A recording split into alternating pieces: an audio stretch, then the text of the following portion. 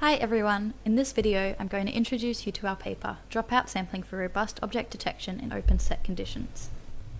At the moment, when we use object detection systems, like a convolutional neural network or ConvNet, we usually assume it will operate in closed set conditions. This means that the classes seen in the training dataset are exclusively what will be seen when testing.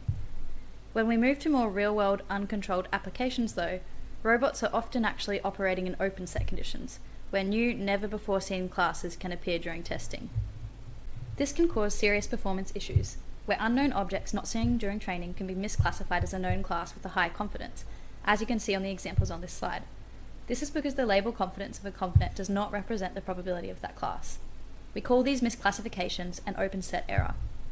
To avoid these open set errors, we need a measure of uncertainty so that we can know when our network is unsure of its decision and act accordingly. Recently, research was published to show that a technique called dropout sampling can approximate uncertainty in a ConvNet.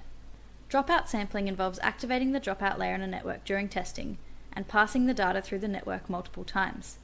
As you can see in this example, the dropout layer adds variability to the results for each test. By examining how much our collection of results vary, we can then approximate a level of uncertainty.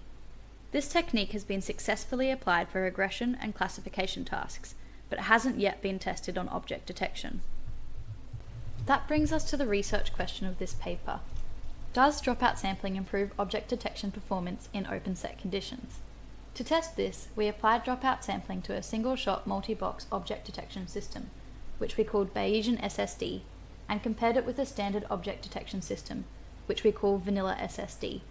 Bayesian SSD will provide us with uncertainty, which we can then use to ignore or reject detections that are very uncertain and likely to be an error. I'm now going to show you some short videos comparing the performance of vanilla SSD against Bayesian SSD.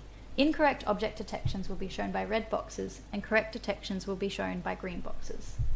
As this first video plays, you should be able to see that our network, Bayesian SSD, is able to maintain the correct detection of the person in most frames. It is also able to eliminate more than half of the open set errors that are made by the standard vanilla SSD.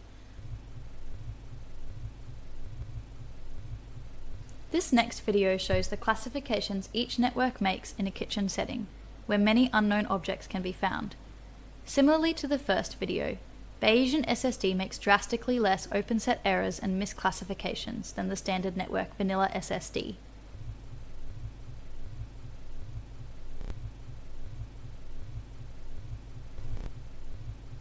Overall, our results showed that dropout sampling was a valid method of quantifying uncertainty in a ConvNet.